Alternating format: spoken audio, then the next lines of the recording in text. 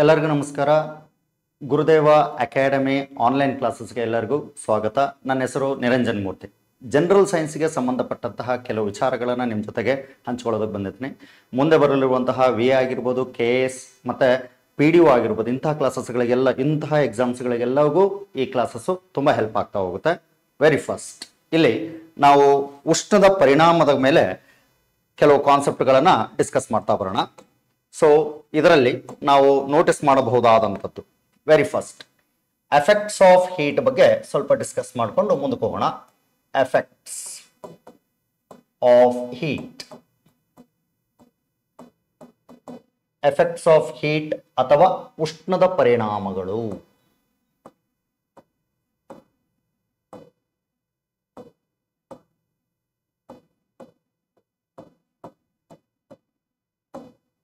ಏನೇನು ಉಷ್ಣದ ಪರಿಣಾಮದಲ್ಲಿ ನಿಮಗೆ 1 ಮಾರ್ಕ್ಸ್ಗೆ ಇರ್ತದೆ. ಅಪ್ಲಿಕೇಶನ್ಸ್ ಲೆವೆಲಲ್ಲಿ ಈ ಕಾನ್ಸೆಪ್ಟ್ಗಳನ್ನು ನೋಡ್ತಾ ಹೋಗೋಣ. ಅಪ್ಲಿಕೇಶನ್ಸ್ ಅನ್ವಯದ ರೂಪದಲ್ಲಿ ಕೆಲವು ಕಾನ್ಸೆಪ್ಟ್ಗಳನ್ನು ನೋಡ್ತಾ ಹೋಗೋಣ. ಅದರಲ್ಲಿ ವೆರಿ ಫಸ್ಟ್ ಒಂದನೇದಾಗಿ ನಾವು ನೋಟಿಸ್ ಮಾಡಬಹುದಾದಂಥದ್ದು, ಸೊ ಇಲ್ಲಿ ಸ್ಥಿತಿ ಬದಲಾವಣೆ. ಒಂದು ವಸ್ತುವಿಗೆ ಉಷ್ಣ ಕೊಟ್ಟಾಗ ಏನಾಗುತ್ತೆ ಅನ್ನೋದನ್ನು ಡಿಸ್ಕಸ್ ಮಾಡ್ತಾ ಹೋಗೋಣ. ಓಕೆ, ಒಂದು ವಸ್ತುವಿಗೆ ಉಷ್ಣ ಕೊಟ್ಟರೆ ಏನೇನೆಲ್ಲ ಆಗಬಹುದು. ವೆರಿ ಫಸ್ಟ್ ನಾವು ನೋಟಿಸ್ ಮಾಡುವಂಥದ್ದು ಸ್ಥಿತಿ ಬದಲಾವಣೆ.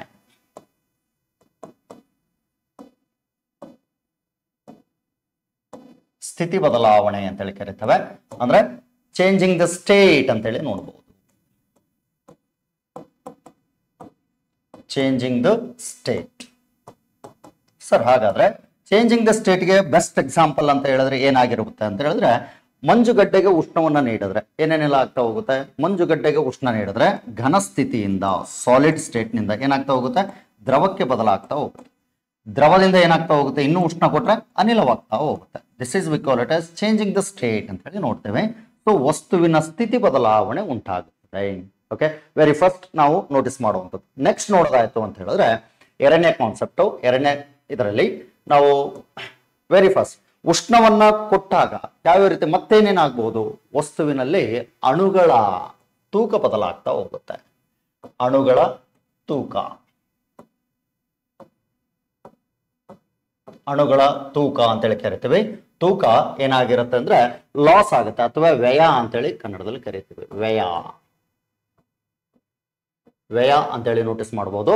ಅಂದ್ರೆ ಅಣುಗಳಲ್ಲಿ ಸಾಮಾನ್ಯವಾಗಿ ನಾವು ನೋಟಿಸ್ ಮಾಡುವಂಥದ್ದು ಏನೇನಾಗ್ತಾ ಹೋಗೋದು ಅಂತ ಹೇಳಿದ್ರೆ, ಸೊ ಸಾಮಾನ್ಯವಾಗಿ ಅಣುಗಳು ಲಾಸ್ ಆದಾಗ, ತೂಕ ಲಾಸ್ ಆದಾಗ ಏನಾಗ್ತಾ ಹೋಗುತ್ತೆ, ಚಲನಾ ಶಕ್ತಿಯನ್ನ ಹೆಚ್ಚು ಮಾಡ್ಕೊಂಡ್ಬಿಡ್ತವೆ.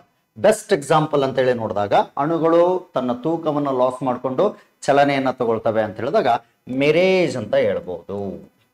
ಮಿರೇಜ್ ಅಥವಾ ಮರೀಚಿಕೆಗಳು, ಮರೀಚಿಕೆಗಳು ಉಂಟಾಗ್ತಾ ಹೋಗುತ್ತೆ. ಓಕೆ, ಅಣುಗಳಲ್ಲಿ ಸಾಮಾನ್ಯವಾಗಿ ಬಿಸಿಲು, ಬೇಸಿಗೆಯಲ್ಲಿ ಅತಿ ಹೆಚ್ಚಿನ ಉಷ್ಣತೆಯಿಂದ ಏನಾಗ್ತಾ ಹೋಗುತ್ತೆ, ಕಣಗಳು ಚಲನಾಶಕ್ತಿಯನ್ನು ಹೆಚ್ಚು ಮಾಡಿಕೊಂಡು ಏನಾಗುತ್ತೆ ಅಂದ್ರೆ ರಸ್ತೆಯಲ್ಲಿ ನೀರು ಇದ್ದಂತೆ, ಓಕೆ, ಆಪ್ಟಿಕಲ್ ಇಲ್ಯೂಷನ್ ಅಂತೇಳಿ ಕರಿತೇವೆ, ಅದು ಏನಾಗ್ತಾ ಹೋಗುತ್ತೆ, ಆಗುವಂಥದ್ದು ಮರೀಚಿಕೆಗಳನ್ನ ನಾವು ನೋಟಿಸ್ ಮಾಡ್ತೇವೆ ತೂಕ ವ್ಯಯವಾದಾಗ. ನೆಕ್ಸ್ಟ್ ಕಾನ್ಸೆಪ್ಟ್ ನೋಡೋದಾಯ್ತು ಅಂತ ಹೇಳಿದ್ರೆ, ಅಣುಗಳಲ್ಲಿ ಅಥವಾ ಯಾವುದೇ ಒಂದು ವಸ್ತುವಿಗೆ ಅಥವಾ ದ್ರವರೂಪದ ವಸ್ತುಗಳಲ್ಲಿ ಓಕೆ ಏನಾದ್ರೂ ಬೇರೆ ಬೇರೆ ಇಂಗ್ರೀಡಿಯೆಂಟ್ ಅನ್ನು ಕೊಟ್ಟು ನಾವು ಉಷ್ಣವನ್ನು ಕೊಟ್ಟಾಗ ಅದರಲ್ಲಿ ರಾಸಾಯನಿಕ ಕ್ರಿಯೆ ನಡೆದು, ಕೆಮಿಕಲ್ ಚೇಂಜಸ್, ರಾಸಾಯನಿಕ ಕ್ರಿಯೆ ನಡೆದು ಏನಾಗ್ತಾ ಹೋಗುತ್ತೆ ಅಂತ ಹೇಳಿದ್ರೆ ಬಣ್ಣ ಬದಲಾವಣೆ ಆಗುತ್ತೆ. ಚೇಂಜಿಂಗ್ ದ ಕಲರ್, ಬಣ್ಣದ ಬದಲಾವಣೆ, ಬಣ್ಣದ ಬದಲಾವಣೆಗಳನ್ನ ನಾವು ನೋಡ್ತೇವೆ. ಬೆಸ್ಟ್ ಎಕ್ಸಾಂಪಲ್ ನಾವು ನಿತ್ಯ ಜೀವ ಮತ್ತೆ ಅನ್ನ, ಸಾಂಬಾರು, ಓಕೆ ಬೇರೆ ಬೇರೆ ಇಂಗ್ರೀಡಿಯೆಂಟ್ಗಳನ್ನ ಹಾಕಿ ಉಷ್ಣವನ್ನು ಕೊಡೋದಕ್ಕೆ ಶುರು ಮಾಡಿದಾಗ ಏನಾಗ್ತಾ ಹೋಗುತ್ತೆ, ಬಣ್ಣ ಬದಲಾಗ್ತಾ ಹೋಗುತ್ತೆ, ರುಚಿನೂ ಬದಲಾಗ್ತಾ ಹೋಗುತ್ತೆ. ಸೊ ಹೀಗೆ ನಾವು ನೋಟಿಸ್ ಮಾಡಬಹುದು. ಇವೆಲ್ಲ ರಾಸಾಯನಿಕ ಕ್ರಿಯೆಗೆ ಬೆಸ್ಟ್ ಎಕ್ಸಾಂಪಲ್ ಆಗಿರ್ತವೆ. ಸೊ ನೆಕ್ಸ್ಟ್ ನಾಲ್ಕನೇದಾಗಿ ನಾವು ನೋಟಿಸ್ ಮಾಡುವಂಥದ್ದು, ವಸ್ತುವಿಗೆ ಉಷ್ಣ ಕೊಟ್ಟಾಗ ಓಕೆ ವಿದ್ಯುತ್ ಅನ್ನ ಬಳಕೆ ಮಾಡಿಕೊಂಡು ಏನ್ ಮಾಡ್ತವೆ ಅಂದ್ರೆ ಉಷ್ಣದ ಪರಿಣಾಮದಲ್ಲಿ ಕೆಲಸ ಮಾಡ್ತವೆ. ಯಾವ್ದಾವ್ದು ವಿದ್ಯುತ್ ಅನ್ನ ಬಳಕೆ ಮಾಡಿಕೊಂಡು. ಸೊ ನಾವಿಲ್ಲಿ ನೋಟಿಸ್ ಮಾಡುವ ಹಾಗೆ ಏನೇನೆಲ್ಲ ನೋಟಿಸ್ ಮಾಡಬಹುದು ಅಂತ ಹೇಳಿದ್ರೆ, ಹೀಟಿಂಗ್ ಎಫೆಕ್ಟ್ ಅಂದ್ರೆ ಎಲೆಕ್ಟ್ರಿಕ್ ಹೀಟಿಂಗ್ ಎಫೆಕ್ಟ್ ಅಂತ ನೋಡ್ತೇವೆ. ಎಲೆಕ್ಟ್ರಿಕ್ ಹೀಟಿಂಗ್ ಎಫೆಕ್ಟ್ ಯಾವ್ಯಾವ ಎಲೆಕ್ಟ್ರಿಕ್ ಹೀಟಿಂಗ್ ಎಫೆಕ್ಟ್ ಮೇಲೆ ಕೆಲಸ ಮಾಡ್ತವೆ, ವಿದ್ಯುತ್ ಅನ್ನ ಬಳಕೆ ಮಾಡಿಕೊಂಡು ಏನ್ ಮಾಡುತ್ತೆ, ಉಷ್ಣವನ್ನ ಬಿಡುಗಡೆ ಮಾಡ್ತಕ್ಕಂಥದ್ದು. ಓಕೆ, ಅದರಲ್ಲಿ ನಾವು ಬೆಸ್ಟ್ ಆಗಿ ನೋಡೋದಾಯ್ತು ಅಂತ ಹೇಳಿದ್ರೆ ಬೆಸ್ಟ್ ಎಕ್ಸಾಂಪಲ್ ಆಗಿ ವಾಟರ್ ಹೀಟರ್ ಅನ್ನ ನೋಡ್ತೀವಿ. ಹೌದು, ವಾಟರ್ ಹೀಟರ್ ಅಂದ್ರೆ ಎಲೆಕ್ಟ್ರಿಕ್ ಕಾಯಿಲ್ ಅನ್ನ ನಾವು ನೋಡ್ತೀವಿ, water heater. Next electric stove ನ ನೋಡ್ತೇವೆ, ಎಲೆಕ್ಟ್ರಿಕ್ ಸ್ಟವ್ ಕೆಲಸ ಮಾಡುತ್ತೆ. ಮತ್ತೆ iron box, electric iron box ಏನ್ ಮಾಡುತ್ತೆ, ಕೆಲಸ ಮಾಡ್ತಕ್ಕಂಥದ್ದು. ಅದನ್ನ ನಾವು ನೋಟಿಸ್ ಮಾಡ್ತಾ ಹೋಗ್ಬೋದು. ಮತ್ತೆ ಇದಲ್ಲದೆ ಐರನ್ ಬಾಕ್ಸ್ ಅಲ್ಲದೆ ಮೈಕ್ರೋ ಓವನ್ಗಳು ಕೆಲಸ ಮಾಡ್ತವೆ, ನೆನಪಿರ್ಲಿ. ಹೌದಾ, ವಿದ್ಯುತ್ ಬಲ್ಬ್ಗಳು, ಎಲೆಕ್ಟ್ರಿಕ್ ಬಲ್ಬ್ಗಳು ಕೆಲಸ ಮಾಡ್ತವೆ. ಇವೆಲ್ಲವೂ ಏನಂದ್ರೆ ಉಷ್ಣವನ್ನ ಬಳಕೆ ಮಾಡಿಕೊಂಡು ಏನ್ ಮಾಡೋದು ಅಂತ, ವಿದ್ಯುತ್ ಅನ್ನ ಬಳಕೆ ಮಾಡಿಕೊಂಡು ಉಷ್ಣದ ಮೇಲೆ ಕೆಲಸ ಮಾಡ್ತಾ ಹೋಗ್ತವೆ. ಉಷ್ಣವನ್ನು ಬಿಡುಗಡೆ ಮಾಡಿ ನಮಗೆ ಅನ್ವಯದ ರೀತಿಯಲ್ಲಿ ಕೆಲಸ ಮಾಡ್ತಾ ಹೋಗ್ತವೆ. ಅದರಲ್ಲಿ ಹೀಟಿಂಗ್ ಎಫೆಕ್ಟ್ ಅಂತ ಹೇಳ್ತೀವಿ, ಎಲೆಕ್ಟ್ರಿಕ್ ಹೀಟಿಂಗ್ ಎಫೆಕ್ಟ್ ಮೇಲೆ ಇವುಗಳು ಕೆಲಸ ಮಾಡ್ತವೆ. ಓಕೆ, ನೆಕ್ಸ್ಟ್ ನೋಡೋದಾಯ್ತು ಅಂತ ಹೇಳಿದ್ರೆ ನೆಕ್ಸ್ಟ್ 5th ಪಾಯಿಂಟ್ ಅಲ್ಲಿ ನಾವು ಗಮನಿಸೋದಾಯ್ತು ಅಂದ್ರೆ ವಸ್ತುವಿನಲ್ಲಿ ಸಾಮಾನ್ಯವಾಗಿ ಒಂದು ವ್ಯವಸ್ಥೆಗೆ, ಒಂದು ಸಿಸ್ಟಮ್ಗೆ, okay, suppose if you consider a system, if you give some quantity of heat to it, okay, there is a changing in pressure, ಒತ್ತಡ, ವಾಲ್ಯೂಮ್, ಗಾತ್ರ ಮತ್ತೆ ಟೈಮ್ ಮೂರಲ್ಲೂ ಟೆಂಪರೇಚರ್ ಮೂರಲ್ಲೂ ಏನಾಗ್ತಾ ಹೋಗುತ್ತೆ, ಚೇಂಜಸ್ ಆಗ್ತಾ ಹೋಗುತ್ತೆ. ಇದಕ್ಕೆ ಒಂದು ಈಕ್ವೇಶನ್ ನೀಡಲಾಗುತ್ತೆ, PV is equal to nRT. Okay, suppose if you consider like this, definitely, okay, P stands for pressure ಅಂತೇಳಿ ನಾವು ನೋಟಿಸ್ ಮಾಡ್ತೇವೆ. Okay, V stands for volume ಅಂತೇಳಿ ನೋಡ್ತೇವೆ, ಗಾತ್ರ, ಕನ್ನಡದಲ್ಲಿ ಗಾತ್ರ ಅಂತೇಳಿ ನಾವು ನೋಟಿಸ್ ಮಾಡಬಹುದು. ಓಕೆ, ಒತ್ತಡ ಅಂತೇಳಿ ನಾವು ನೋಡ್ತೇವೆ. N stands for number of gaseous molecule, number of gas molecule ಅಂತೇಳಿ ಕರೀತೇವೆ. ನಂಬರ್ ಆಫ್ ಗ್ಯಾಸ್ ಮಾಲಿಕ್ಯೂಲ್ ಅಂತೇಳಿ ಬಂದಾಗ ಅನಿಲ ಕಣಗಳ ಸಂಖ್ಯೆ ಅಂತೇಳಿ ನಾವು ನೋಡ್ತೇವೆ. R stands for ideal gas constant, ideal gas constant ಅಂತೀವಿ. ಐಡಿಯಲ್ ಗ್ಯಾಸ್ ಕಾನ್ಸ್ಟೆಂಟ್ ವ್ಯಾಲ್ಯೂ ಸಾಮಾನ್ಯವಾಗಿ ನಾವು ಆರ್ ಇಸ್ ಇಕ್ವಲ್ ಟು ಎಷ್ಟು ನೋಡ್ತೇವೆ, 8.314 into 10 power joule per mole per kelvin ಅಂತೇಳಿ ನೋಡ್ತೇವೆ ಅಷ್ಟೇ. Joule per mole per kelvin ಅಂತ ನೋಡ್ತೇವೆ. ಓಕೆ, ಸೊ ಹೀಗೆ ನಾವು ನೋಟಿಸ್ ಮಾಡಬಹುದು. ಇನ್ನೇನು ಆರ್ ಟಿ ಅಂತ ಹೇಳಿದ್ರೆ ಏನಾಗಿರುತ್ತೆ,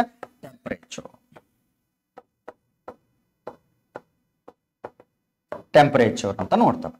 ಓಕೆ, ಹೀಗೆ ನಾವೇನ್ ಮಾಡ್ತೀವಿ ಅಂದ್ರೆ PV is equal to nRT concept ಗಳನ್ನ ನೋಟಿಸ್ ಮಾಡ್ತೇವೆ. ಥರ್ಮೋಡೈನಮಿಕ್ ಪ್ರೋಸೆಸ್ ಗಳಲ್ಲಿ ಇದೊಂದು ಕಾನ್ಸೆಪ್ಟ್ ಬಂದು ಹೋಗುತ್ತೆ. ನೆಕ್ಸ್ಟ್ ನಾವು ನೋಡೋದಾಯ್ತು ಅಂದ್ರೆ 6ನೇ ಪಾಯಿಂಟ್ ಅನ್ನ ನಾವು ನೋಟಿಸ್ ಮಾಡ್ತೀವಿ ಅಂದ್ರೆ 6th ಪಾಯಿಂಟ್ ಏನಾಗಿರುತ್ತೆ, ಒಂದು ಪ್ರೆಷರ್ ಕುಕ್ಕರ್ ಅನ್ನು ತಗೋಣ. ಓಕೆ, ಪ್ರಾಕ್ಟಿಕಲ್ ಆಗಿ ನಾವು ನೋಟಿಸ್ ಮಾಡೋದಾಯ್ತು ಅಂದ್ರೆ ಒಂದು ಪ್ರೆಷರ್ ಕುಕ್ಕರ್ಗೆ ಉಷ್ಣವನ್ನ ನೀಡೋದಕ್ಕೆ ಶುರು ಮಾಡಿದ್ವಿ ಅಂತ ಹೇಳಿದ್ರೆ ಏನೇನಾಗ್ತಾ ಹೋಗುತ್ತೆ, ಉಷ್ಣ ಹೆಚ್ಚು ಮಾಡಿದ ಹಾಗೆ, ಉಷ್ಣ ಹೆಚ್ಚು ಮಾಡಿದ ಹಾಗೆ ತಾಪ ಏನಾಗ್ತಾ ಹೋಗುತ್ತೆ, ಜಾಸ್ತಿ ಆಗ್ತದೆ. ತಾಪ ಹೆಚ್ಚು ಮಾಡಿದ ಹಾಗೆ ಏನಾಗ್ತಾ ಹೋಗುತ್ತೆ, ಪ್ರೆಷರ್ ಜಾಸ್ತಿ ಆಗ್ತಾ ಹೋಗುತ್ತೆ. ಪ್ರೆಷರ್ ಜಾಸ್ತಿ ಆದ ಹಾಗೆ ಬಾಯ್ಲಿಂಗ್ ಪಾಯಿಂಟ್ ಗಳು ಏನಾಗ್ತಾ ಹೋಗುತ್ತೆ, ಜಾಸ್ತಿ ಆಗ್ತಾ ಹೋಗುತ್ತೆ. Okay, these are all we call it as that is directly proportional concepts. As increasing the heat, there should be a increasing the temperature. Definitely as increasing the temperature, definitely pressure also increases. Pressure increases, as increasing the pressure, boiling point also increases. Okay, as we move away from the surface of the earth, definitely temperature decreases, pressure also decreases, boiling point also decreases. That means all these points are inversely proportional to height from the surface of the earth. ಅಂದ್ರೆ ಇವೆಲ್ಲ points ಗಳು ಏನಾಗಿರ್ತವೆ ಅಂದ್ರೆ ಎತ್ತರಕ್ಕೆ ಚಲಿಸಿದ ಹಾಗೆ, ಎತ್ತರ ಅಂತೇಳಿ ನಾವು ನೋಟಿಸ್ ಮಾಡ್ತೇವೆ. ಎತ್ತರಕ್ಕೆ ಚಲಿಸಿದ ಹಾಗೆ ಇವೆಲ್ಲ ಕಾನ್ಸೆಪ್ಟ್ ಗಳು ಏನಾಗ್ತಾ ಹೋಗುತ್ತೆ, ಕಡಿಮೆ ಆಗ್ತಾ ಹೋಗುತ್ತೆ. ಯಾಕೆ ಸರ್ ಗೊತ್ತಿರಲಿ, ನಮಗೆ ಇದೊಂದು ವಾತಾವರಣ ಅಂತೇಳಿ ನಾವು ಭಾವಿಸೋದಾಯ್ತು ಅಂದ್ರೆ ಇದೊಂದು ಭೂಮಿಯಿಂದ ವಾತಾವರಣಪ್ಪ, ಭೂಮಿಯಿಂದ ಎತ್ತರಕ್ಕೆ ನಾವೇನಾದ್ರೂ ಚಲಿಸ್ತಾ ಇದ್ದೀವಿ ಅಂತ ಭಾವಿಸೋಣ. ಎಲ್ಲಿವರೆಗೆ ನಮ್ಮ ವಾತಾವರಣ ಇದೆ, ನಾವು ಹೊರವಲಯ ತನಕ ಹೋಗೋ ಅವಶ್ಯಕತೆ ಇರಂಗಿಲ್ಲ. ಕೇವಲ 80 ಕಿಲೋಮೀಟರ್ ಅಂತರದವರೆಗೆ, ಭೂಮಿಯಿಂದ 80 kilometre from the surface of the earth. ಇದನ್ನ ನಾವೇನಂತ ಕರಿತೀವಿ ಅಂದ್ರೆ ಮೆಸೋಸ್ಪಿಯರ್ ಅಂತೇಳಿ ಕರಿತೀವಿ. ಮೆಸೋಸ್ಪಿಯರ್ ಅಂತೇಳಿ ನೋಟಿಸ್ ಮಾಡ್ತಾ ಹೋಗ್ತೀವಿ. ಮೆಸೋಸ್ಪಿಯರ್, ಈ ಮೆಸೋಸ್ಪಿಯರ್ ಗಳಲ್ಲಿ ಏನೇನೆಲ್ಲ ಆಗ್ತಾ ಹೋಗುತ್ತೆ ಅಂತ ಹೇಳಿದ್ರೆ ಸಾಮಾನ್ಯವಾಗಿ ಶೀತ ವಲಯ ಅಂತ ಕರಿತೀವಿ. ಇದೇ ನಮ್ಮ ವಾತಾವರಣ, ಇದರ ಒಳಗಡೆ ಇರ್ತಕ್ಕಂಥದ್ದೇ ವಾತಾವರಣ. ಈ ಭೂಮಿಯಿಂದ ಎತ್ತರಕ್ಕೆ ಹೋದಂಗೆ ಕಣಗಳ ಸಂಖ್ಯೆ ಏನಾಗ್ತಾ ಹೋಗುತ್ತೆ, ಮಾಲಿಕ್ಯೂಲ್ಸ್ ಗಳ ಸಂಖ್ಯೆ, ಏರ್ ಮಾಲಿಕ್ಯೂಲ್ಸ್ ಗಳ ಸಂಖ್ಯೆ ಏನಾಗ್ತಾ ಹೋಗುತ್ತೆ, ಡಿಕ್ರೀಸ್ ಆಗ್ತಾ ಹೋಗುತ್ತೆ. ಆಸ್ ಡಿಕ್ರೀಸಿಂಗ್ ಡೆಫಿನೆಟ್ಲಿ ಈ ಎಲ್ಲಾ ಅಂಶಗಳು ಏನಾಗ್ತಾ ಹೋಗುತ್ತೆ, ಕಡಿಮೆ ಆಗ್ತಾ ಹೋಗುತ್ತೆ. ಎಕ್ಸಾಮ್ಸ್ಗೆ ಏನ್ ಕೇಳ್ತಾನೆ, ಸರ್ ಪರ್ವತ ಶ್ರೇಣಿಯ ತುದಿಗೆ ನಾವು ಚಲಿಸಿದಾಗ ಓಕೆ ಇಲ್ಲಿ ಬಾಯ್ಲಿಂಗ್ ಪಾಯಿಂಟ್ ಏನಾಗಿರುತ್ತೆ ಸರ್ ಅಂತ ಕೇಳ್ತಾರೆ. ಬಾಯ್ಲಿಂಗ್ ಪಾಯಿಂಟ್ ಏನಾಗಿರುತ್ತೆ ಪರ್ವತ ಶ್ರೇಣಿಗಳಲ್ಲಿ ಏನಾಗಿರುತ್ತೆ ಅಂದ್ರೆ ಕಡಿಮೆ ಇರುತ್ತದೆ, ಡಿಕ್ರೀಸಿಂಗ್. ಓಕೆ, ಭೂಮಿಯ ಮೇಲ್ಭಾಗದಲ್ಲಿ ಇದ್ದಂತೆ ನಾವೆಲ್ಲೂ ಅದನ್ನ ಏನ್ ಮಾಡೋಕ್ಕಾಗಲ್ಲ, ನೋಟಿಫೈ ಮಾಡೋಕ್ಕಾಗಲ್ಲ. ಕಾರಣ ಏನು? ನಾವೆಲ್ಲರೂ ಹೈ ಪ್ರೆಷರ್ ಅಲ್ಲಿ ಇರ್ತೀವಿ, ಹೆಚ್ಚಿನ ಒತ್ತಡದಲ್ಲಿರೋದ್ರಿಂದ ಇಲ್ಲಿ ಕುದಿಯೋ ಬಿಂದು ಏನಾಗ್ತಾ ಇರುತ್ತೆ, 100ಕ್ಕೆ ರೀಚ್ ಆಗ್ತಾ ಇರುತ್ತೆ ಕೆಲವೇ ಸ್ಥಳಗಳಲ್ಲಿ ಮಾತ್ರ. ಯಾವುದು ಸಿ ವಾಟರ್ಗೆ ನಾವು ಲೆವೆಲ್ಗೆ ಇದ್ದಂತಹ ಇದ್ರಲ್ಲೆಲ್ಲ ನೋಡೋದಾಯ್ತು ಅಂದ್ರೆ ಅಲ್ಲಿ ಮಾತ್ರ ಏನ್ ಮಾಡುತ್ತೆ ಅಂತ ಹೇಳಿದ್ರೆ ನಮ್ಮಲ್ಲಿ ಬಾಯ್ಲಿಂಗ್ ಪಾಯಿಂಟ್ ಅಥವಾ ನೀರಿನ ಕುದಿಯೋ ಬಿಂದು ಅಲ್ಲಿಗೆವರೆಗೂ ರೀಚ್ ಆಗುತ್ತೆ, ಇಲ್ಲದೆ ಇದ್ರೆ ರೀಚ್ ಆಗೋಕೆ ಸಾಧ್ಯ ಆಗಲ್ಲ. ಓಕೆ, ಹಾಗಾದ್ರೆ ಇಲ್ಲಿಂದ ನಾವು ಮುಂದಕ್ಕೆ ನೋಡ್ತೀವಿ ಅಂತ ಹೇಳಿದ್ರೆ ಬಾಯ್ಲಿಂಗ್ ಪಾಯಿಂಟ್ ಇದಾದ ನಂತರ ನಾವು ನೆಕ್ಸ್ಟ್ ಕಾನ್ಸೆಪ್ಟ್ ನಾವು ನೋಟಿಸ್ ಮಾಡೋದಾಯ್ತು ಅಂತ ಹೇಳಿದ್ರೆ 8th ಪಾಯಿಂಟ್ಗಳಲ್ಲಿ ನಾವು ಗಮನಿಸೋದಾಯ್ತು ಅಂದ್ರೆ 8th ಪಾಯಿಂಟ್ ತಾನೆ, 7th ಪಾಯಿಂಟ್. 7th ಪಾಯಿಂಟ್ ನೋಡ್ತೀವಿ ಅಂತ ಹೇಳಿದ್ರೆ ವಸ್ತುವಿಗೆ ಉಷ್ಣ ನೀಡಿದಾಗ ಏನೇನೆಲ್ಲ ಆಗ್ತಾ ಹೋಗುತ್ತೆ, ಹಿಗ್ಗುತ್ತದೆ, ಎಕ್ಸ್ಪ್ಯಾಂಡ್ ಅಂತ ಹೇಳಿ ಕರಿತೀವಿ. ಎಕ್ಸ್ಪ್ಯಾಂಡ್ ಆಗುತ್ತೆ. ಆಕ್ಚುಲಿ ಕಾಂಟ್ರಾಕ್ಷನ್ ಅಂತ ಯಾವತ್ತೂ ಆಗಲ್ಲ, ಉಷ್ಣ ಕೊಟ್ಟಾಗ ಹಿಗ್ಗುತ್ತೆ. ಕಾರಣ ಏನು ಅಂದ್ರೆ ಕಣಗಳು ಚಲನೆಗೆ ಒಳಪಡ್ತವೆ, ಚಲನಾ ಶಕ್ತಿ ಏನಾಗುತ್ತೆ ಜಾಸ್ತಿ ಆಗುತ್ತೆ. Means kinetic energy more as increasing the heat. Okay, ಹಾಗಾದ್ರೆ ಟೆಂಪರೇಚರ್ ರೈಸ್ ಆದಾಗಲೂ ಅಷ್ಟೇ ಕಣಗಳ ಚಲನೆ ಕೈನೆಟಿಕ್ ಎನರ್ಜಿ ಜಾಸ್ತಿ ಆಗುತ್ತೆ. ಈ ಕಾರಣಕ್ಕಾಗಿ ಎಕ್ಸ್ಪ್ಯಾಂಡ್ ಅಂತೇಳಿ ಕರಿತೇವೆ. ಕನ್ನಡದಲ್ಲಿ ಇದನ್ನ ವ್ಯಾಕೋಚನ ಅಂತ ಕರಿಬೇಕು. ವ್ಯಾಕೋಚನ ಅಂತ ಕರಿಬೇಕು. ಹಾಗಾದ್ರೆ ಎಕ್ಸ್ಪ್ಯಾಂಡ್ ಅಥವಾ ವ್ಯಾಕೋಚನ ಅಂತ ಹೇಳಿದ್ರೆ ಮೀನಿಂಗ್ ಏನು ಸರ್? ವ್ಯಾಕೋಚನಗಳಲ್ಲಿ ನಾವು ನೋಟಿಸ್ ಮಾಡೋದಾಯ್ತು ಅಂತ ಹೇಳಿದ್ರೆ ಯಾವ್ಯಾವ ರೀತಿನಲ್ಲಿ, ಕೆಲವು ಕಡೆಗೆ ನಾವು ನೋಟಿಸ್ ಮಾಡುವ ಹಾಗೆ 3 ರೀತಿನಲ್ಲಿ ಏನಾಗ್ತಾ ಹೋಗುತ್ತೆ ಅಂದ್ರೆ ಚೇಂಜಸ್ ಅನ್ನ ನಾವು ನೋಟಿಸ್ ಮಾಡ್ತಾ ಹೋಗ್ತೇವೆ. ಅದರಲ್ಲಿ ಏನಾಗಿರುತ್ತೆ, ರೇಖೀಯ ವ್ಯಾಕೋಚನ.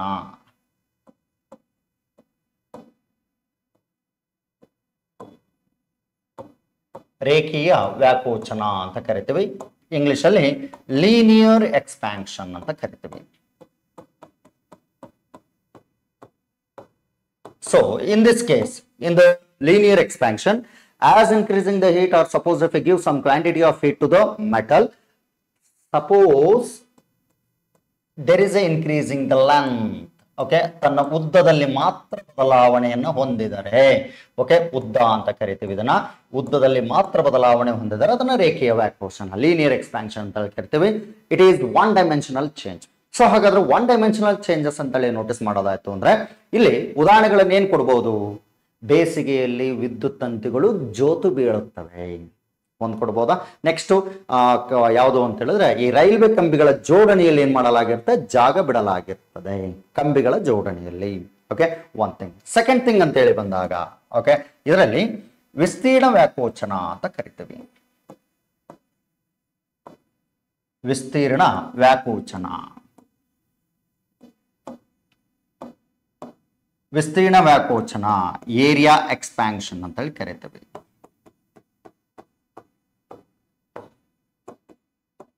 ಏರಿಯಾ ಎಕ್ಸ್ಪ್ಯಾನ್ಷನ್ ಅಂತ ಹೇಳಿ ಬಂದಾಗ ವಸ್ತುವಿನಲ್ಲಿ ಉದ್ದ ಮತ್ತು ಅಗಲ, ಲೆಂತ್ ಇಂಟು ಬ್ರೆಡ್ತ್. ಓಕೆ, ಇದರಲ್ಲಿ ಚೇಂಜಸ್ ಆಗೋದನ್ನ ನಾವೇನಂತ ಕರಿತೀವಿ, ಏರಿಯಾ ಎಕ್ಸ್ಪ್ಯಾಂಡ್ ಅಂತ ಹೇಳಿ ಕರೆಯಲಾಗುತ್ತೆ. ಹಾಗಾದ್ರೆ ಏರಿಯಾ ಎಕ್ಸ್ಪ್ಯಾಂಡ್ ಎಲ್ಲ ಆಗುತ್ತೆ, ಸಿಮೆಂಟೆಡ್ ರಸ್ತೆಗಳು ಬೇಸಿಗೆಯಲ್ಲಿ ಹೊಡೆದು ಹೋಗಬಾರದೆಂದು ಏನ್ ಮಾಡಲಾಗುತ್ತೆ, ಕತ್ತರಿಸಲಾಗುತ್ತದೆ. ಅಲ್ಲಲ್ಲಿ ಕತ್ತರಿಸೋದನ್ನ ನಾವು ನೋಟಿಸ್ ಮಾಡಿರ್ತೀವಿ. ಓಕೆ, ಮತ್ತೆ ನಮ್ಮಲ್ಲಿ ಯಾವುದು ಅಂದ್ರೆ ವಾಹನಗಳ ಟೈರ್ ಮತ್ತು ಟ್ಯೂಬ್ಗಳು ಅತಿ ಹೆಚ್ಚಿನ ಓಟದಿಂದ ಏನಾಗಿರುತ್ತೆ, ಬಿಸಿ ಆಗ್ತಾ ಇರ್ತವೆ. ಸೊ ಅದು ನಾನ್ ಕಂಡಕ್ಟರ್ ಆಗಿದ್ರು ಸಹಿತ ಫ್ರಿಕ್ಷನ್ಗೆ ಹೆಲ್ಪ್ ಆಗಲಿ ಅನ್ನೋ ಉದ್ದೇಶಕ್ಕಾಗಿ ಏನ್ ಮಾಡಿರ್ತಾರೆ, ಅದನ್ನ ಸ್ಮೂತ್ಗೊಳಿಸಿರ್ತಾರೆ ಮತ್ತೆ ಅಲ್ಲಲ್ಲ ಕತ್ತರಿಸಿರ್ತಾರೆ, ಟಿ ಶೇಪ್ ಅಲ್ಲಿ ಎಲ್ ಶೇಪ್ಗಳನ್ನ ಕತ್ತರಿಸಿರ್ತಾರೆ. ಓಕೆ, ಏರಿಯಾ ಎಕ್ಸ್ಪ್ಯಾನ್ಷನ್ ಅಂತೇಳಿ ನಾವು ನೋಟಿಸ್ ಮಾಡ್ತಾ ಹೋಗ್ಬೋದು. ನೆಕ್ಸ್ಟ್ ಸಿ ಅಂತ ಹೇಳಿ ಬಂದಾಗ ಗಾತ್ರ ವ್ಯಾಕೋಚನ ಅಂತ ನೋಡ್ತೇವೆ. ಗಾತ್ರ ವ್ಯಾಕೋಚನ,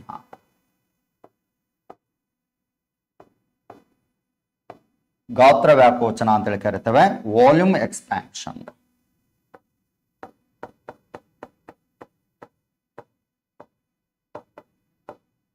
ವಾಲ್ಯೂಮ್ ಎಕ್ಸ್ಪ್ಯಾನ್ಷನ್ ಅಂತ ಹೇಳಿ ಬಂದಾಗ ವಸ್ತುವಿನಲ್ಲಿ ಉದ್ದ, ಅಗಲ ಮತ್ತು ಎತ್ತರಗಳಲ್ಲಿ ಬದಲಾವಣೆಗಳನ್ನ ನಾವು ನೋಟಿಸ್ ಮಾಡ್ತೀವಿ. ಉದ್ದ, ಅಗಲ, ಎತ್ತರಗಳಲ್ಲಿ ಇದನ್ನು ನೋಟಿಸ್ ಮಾಡ್ತೀವಿ. ಸಾಮಾನ್ಯವಾಗಿ ಗಾತ್ರ ವ್ಯಾಕೋಚನಗಳಲ್ಲಿ ಏನೇನಾಗ್ತಾ ಹೋಗುತ್ತೆ, ಒಂದು ರಿಂಗ್ ಅಂಡ್ ಬಾಬ್ ಪ್ರಯೋಗ. ನೆಕ್ಸ್ಟ್ ಸ್ಲೈಡ್ ಅಲ್ಲಿ ನಾನು ಅದನ್ನು ತೋರಿಸ್ತಾ ಹೋಗ್ತೇನೆ. ರಿಂಗ್ ಅಂಡ್ ಬಾಬ್ ಪ್ರಯೋಗವನ್ನ ನಾವು ಮೊನ್ನೆ ಎಕ್ಸಾಮ್ಸ್ ಗಳಲ್ಲಿ ಇದನ್ನ ನೋಟಿಸ್ ಮಾಡೋದು ಈ ರೀತಿ ಇತ್ತು. ಸೊ ಈ ಕಬ್ಬಿಣದ ಗುಂಡು, ಇದು ಕಬ್ಬಿಣದ ಗುಂಡು. ಓಕೆ, ಐರನ್ ಅಂತೇಳಿ ನಾವು ನೋಟಿಸ್ ಮಾಡುವಂಥದ್ದು. ಒಂದು ವೇಳೆ ಇದಕ್ಕೆ ಉಷ್ಣ ಕೊಟ್ಟರೆ, ಕಬ್ಬಿಣದ ಗುಂಡಿಗೆ ನಾವೇನಾದ್ರೂ ಉಷ್ಣವನ್ನ ಕೊಟ್ಟರೆ, ಕಬ್ಬಿಣದ ಗುಂಡು, ಓಕೆ, ಇದು ರಿಂಗ್ ಅಂತ ಹೇಳಿ ನೋಟಿಸ್ ಮಾಡ್ತೀವಿ. ಕಬ್ಬಿಣದ ಗುಂಡಿಗೆ ಉಷ್ಣ ಕೊಟ್ಟರೆ ಏನಾಗುತ್ತೆ, ಹಿಗ್ಗುತ್ತೆ, ದೊಡ್ಡದಾಗುತ್ತೆ. ಹಿಗ್ಗಿದಾಗ ಲೆಂತ್, ಬ್ರೆಡ್ತ್, ಹೈಟ್ ಮೂರಲ್ಲೂ ಚೇಂಜಸ್ ಆಗುತ್ತೆ. ಇದರ ರಿಂಗಿನ ಮೂಲಕ ಹಾದು ಹೋಗುವುದಿಲ್ಲ. ಓಕೆನಾ. ಮತ್ತೆ ಈಗ ಇನ್ನು ಒಂದು ಸ್ಟೇಟ್ಮೆಂಟ್ ಆಯ್ತು. ಈಗ ಕಬ್ಬಿಣದ ಗುಂಡಿಗೆ ಉಷ್ಣವನ್ನು ಕೊಡ್ತಾ ಇಲ್ಲ. ಓಕೆ, ಈಗ ಒಂದು ವೇಳೆ ನಾವೇನಾದ್ರೂ ರಿಂಗಿಗೆ ಏನಾದ್ರೂ ಉಷ್ಣ ಕೊಟ್ಟರೆ, suppose if we give some quantity of it to the ring, okay, ರಿಂಗಿಗೆ ಏನಾದ್ರೂ ಉಷ್ಣ ಕೊಟ್ವಿ ಅಂದ್ರೆ ಇದೇನಾಗಿರುತ್ತೆ, ಹಿಗ್ತಾ ಹೋಗುತ್ತೆ. ಓಕೆ, ತನ್ನಲ್ಲಿ ಏರಿಯಾವನ್ನ ಜಾಸ್ತಿ ಮಾಡಿಕೊಂಡು ರಂಧ್ರವನ್ನ ಜಾಸ್ತಿ ಮಾಡ್ಕೊಳ್ಳುತ್ತೆ. ಆಗ ಸುಲಭವಾಗಿ ಕಬ್ಬಿಣದ ಗುಂಡು ರಿಂಗಿನ ಮೂಲಕ ಏನಾಗಿರುತ್ತದೆ, ಹಾದು ಹೋಗುತ್ತದೆ. ಮನೆ ಎಕ್ಸಾಮಿಗೆ ಕೇಳಿದಾನೆ. ಓಕೆ, ಕಬ್ಬಿಣದ ಗುಂಡಿಗೆ ರಿಂಗಿಗೆ ಏನಾದರೂ ಉಷ್ಣವನ್ನ ನೀಡಿದರೆ ಏನಾಗುತ್ತದೆ, ಕುಗ್ಗುತ್ತದೆ, ಹಿಗ್ಗುತ್ತದೆ, ಅಥವಾ ವಿಸ್ತೀರ್ಣ ಕಡಿಮೆ ಆಗುತ್ತದೆ, ವಿಸ್ತೀರ್ಣ ಹೆಚ್ಚಾಗುತ್ತದೆ. ಓಕೆ, ಸ್ಥಿರವಾಗಿ ಇರುತ್ತದೆ, ಏಳಲು ಸಾಧ್ಯವಿಲ್ಲ ಅಂತ ಹೇಳಿದಾಗ ಇಲ್ಲಿ ನಾವು ನೋಟಿಸ್ ಮಾಡೋದು ರಿಂಗ್ ಏನಾಗ್ತಾ ಹೋಗುತ್ತೆ, ಹೆಚ್ಚಾಗ್ತಾ ಹೋಗುತ್ತೆ, ಏರಿಯಾವನ್ನ ಹೆಚ್ಚು ಮಾಡ್ಕೊಳ್ತಾ ಹೋಗುತ್ತೆ. ಸೊ ಹೀಗೆ ನಾವೇನ್ ಮಾಡ್ತೀವಿ ಅಂದ್ರೆ ನೋಟಿಸ್ ಮಾಡ್ತಾ ಹೋಗ್ಬೋದು. ಸೊ ಇದರ ನಂತರ ನಾವು ಗಮನಿಸುವಂಥದ್ದು, ಇದು ಮೂರು ಕಾನ್ಸೆಪ್ಟ್ಗಳು ಕ್ಲಿಯರ್ ಆಯ್ತು. ಓಕೆ, ರೇಖೀಯ ವ್ಯಾಕೋಚನ, ವಿಸ್ತೀರ್ಣ ವ್ಯಾಕೋಚನ ಮತ್ತು ಗಾತ್ರ ವ್ಯಾಕೋಚನಗಳು. ಓಕೆ, ಇಷ್ಟನ್ನು ಸಹಿತ ನಾವು ನೋಟಿಸ್ ಮಾಡ್ತಾ ಹೋಗ್ಬೋದು. ಒಮ್ಮೆ ಏನಾದ್ರೂ ನಾವೇನಾದ್ರೂ ಉಷ್ಣವನ್ನ ನೀಡಿದ್ದಾರೆ. ಓಕೆ, ಹಾಗಾದ್ರೆ ಇನ್ನು ಏನೇನಾಗ್ತಾ ಹೋಗುತ್ತೆ, 8 ಪಾಯಿಂಟ್ಗಳಲ್ಲಿ ನಾವು ಗಮನಿಸುವಂಥದ್ದು, ಉಷ್ಣ, ಒಂದು ವ್ಯವಸ್ಥೆಗೆ ನಾವೇನಾದ್ರೂ ಉಷ್ಣ ಕೊಟ್ಟಾಗ ಮತ್ತೇನೇನಾಗ್ತಾ ಹೋಗುತ್ತೆ, ಕಣಗಳಲ್ಲಿ ಏನಾಗ್ತಾ ಹೋಗುತ್ತೆ ಅಂತ ಹೇಳಿದ್ರೆ ಚಲನಾಶಕ್ತಿ ಜಾಸ್ತಿ ಆಗ್ತಾ ಹೋಗುತ್ತೆ. ಕೈನೆಟಿಕ್ ಎನರ್ಜಿ ಅಂತ ಹೇಳಿ ಕರಿತೀವಿ.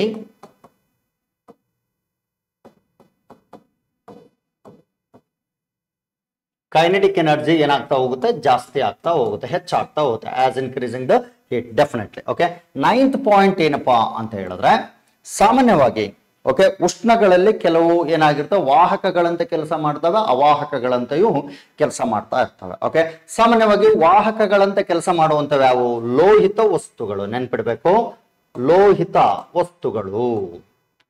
ವಸ್ತುಗಳು ಉಷ್ಣಕ್ಕೆ ಏನಾಗಿರುತ್ತದೆ, ವಾಹಕಗಳಂತೆ, ಕಂಡಕ್ಟರ್ಸ್ ಅಂತ ಕರಿತೀವಿ ಇಂಗ್ಲಿಷ್ ಅಲ್ಲಿ.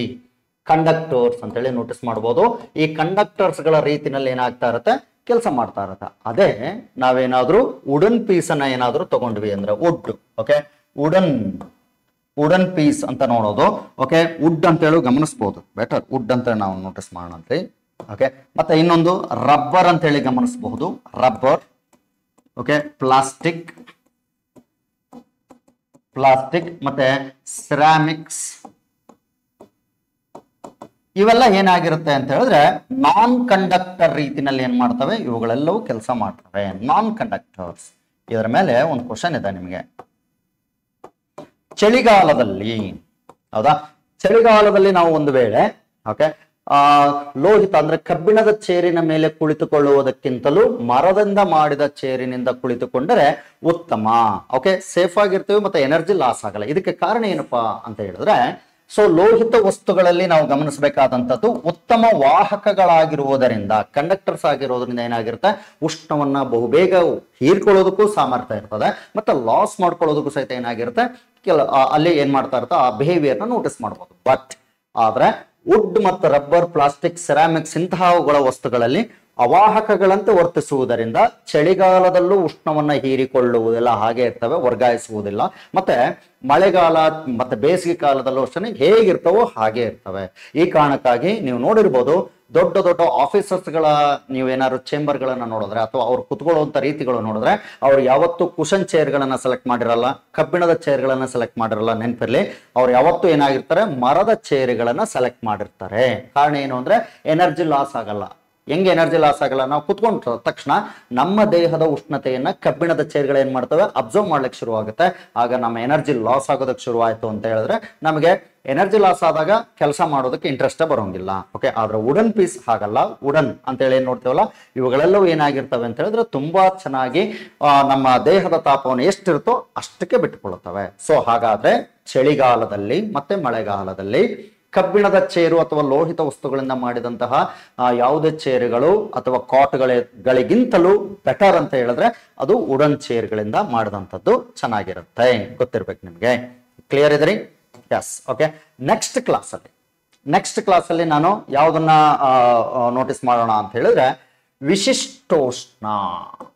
ವಿಶಿಷ್ಟೋಷ್ಣ ಅಂದ್ರೆ ಇಂಗ್ಲಿಷ್ ಅಲ್ಲಿ ಸ್ಪೆಸಿಫಿಕ್ ಹೀಟ್ ಅಂತ ನೋಡ್ತೀವಿ. ಸ್ಪೆಸಿಫಿಕ್ ಹೀಟ್ ಅಂತ ನೋಡೋಣ. ಮತ್ತೆ ಇನ್ನೊಂದು ಗುಪ್ತೋಷ್ಣ. ಗುಪ್ತೋಷ್ಣ ಲೇಟೆಂಟ್ ಹೀಟ್ ಅಂತ ಹೇಳಿ ಕರೀತೇವೆ. ಲೇಟೆಂಟ್ ಹೀಟ್ ಅಂತ ನೋಟಿಸ್ ಮಾಡ್ತೇವೆ. ಸೊ ಈ ಕ್ಲಾಸಸ್ಗಳನ್ನ ನೆಕ್ಸ್ಟ್ ಕ್ಲಾಸಲ್ಲಿ ನಾನು ಅದನ್ನ ಕವರ್ ಮಾಡಿಕೊಡ್ತೀನಿ. ಧನ್ಯವಾದಗಳೊಂದಿಗೆ ನಿರಂಜನ್ ಮೂರ್ತಿ.